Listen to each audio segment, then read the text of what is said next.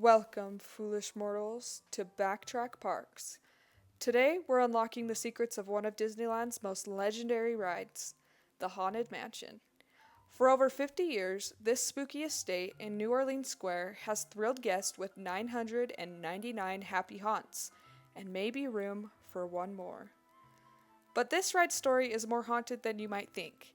It sat empty for years, sparked fierce debates among Imagineers, and used groundbreaking technology to bring ghosts to life.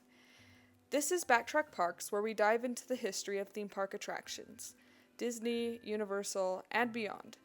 If you love exploring the stories behind your favorite rides, make sure to like this video, subscribe to the channel, and ring the bell so you never miss an adventure. Now, let's backtrack to the Haunted Mansion. Walt Disney had the idea for a haunted house attraction as far back as the 1950s, even before Disneyland officially opened in 1955.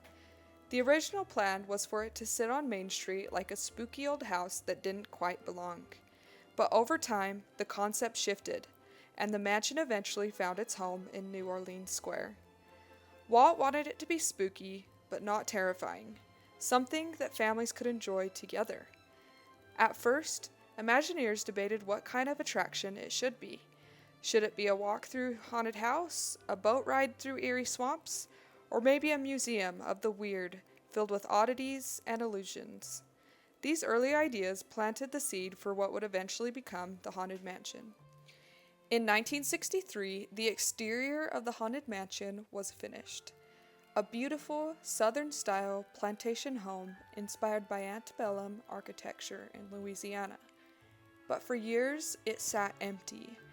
Guests could see the outside, but the inside was completely unfinished. People joked that the mansion itself was haunted, since nobody ever seemed to go in or out. Walt Disney famously wanted the exterior to look well-kept and inviting. As he said, "We'll take care of the outside and let the ghosts take care of the inside." And that's exactly what the Imagineers did. Behind the scenes, the creative team couldn't agree on exactly how the Haunted Mansion should feel. Raleigh Crump worked on a bizarre concept for the Museum of the Weird, filled with strange artifacts and supernatural illusions. Claude Coates leaned toward creating a darker, creepier experience, while Mark Davis pushed for humor with playful ghosts and silly sight gags. This debate lasted for years.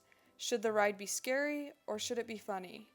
In the end, the Haunted Mansion became a blend of both, eerie atmosphere balanced with lighthearted moments, and that balance is what makes the attraction so timeless. To make the Haunted Mansion work, Imagineers turned to a new system, the Omnimover. Guests boarded doom buggies which continuously moved through the attraction. This allowed for efficient crowd control, but more importantly, it gave Imagineers full control of what guests could see. Each doom buggy could rotate and tilt, pointing riders' attention exactly where it needed to be. Combined with special effects like Pepper's ghost in the ballroom scene and audio animatronics that brought the 999 happy haunts to life, the mansion quickly became one of Disney's most technologically advanced attractions. Finally, on August 9, 1969, the Haunted Mansion opened to the public in New Orleans Square. Guests had been waiting years, watching the mysterious house sit empty, so excitement was sky high. When it finally opened, crowds swarmed Disneyland, with lines stretching all the way to the front gate. The ride was an instant success, becoming one of the park's most popular attractions almost overnight. It perfectly balanced the spooky and the silly, giving guests something they'd never experienced before at Disneyland. Inside the mansion, there are a few standout moments that have become legendary.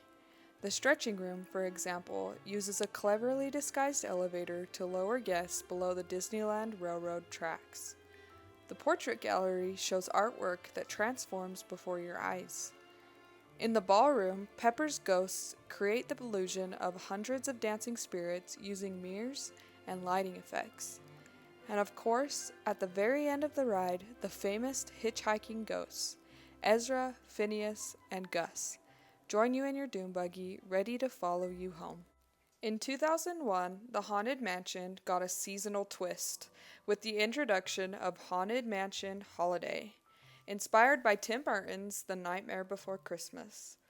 From September through early January, Jack Skellington and his friends take over the mansion, transforming it into a mashup of Halloween and Christmas. While it was controversial at first, it quickly became a fan favorite, drawing crowds back year after year. For many locals, the overlay is now just as much of a tradition as the original ride itself. And that wraps up our look at Disneyland's Haunted Mansion, a spooky, silly, and unforgettable ride that's been delighting guests since 1969. Thank you so much for watching. If you enjoyed this quick track, be sure to hit that like button, subscribe to Backtrack Parks, and comment down below your favorite Haunted Mansion detail or memory. I'd love to hear your stories.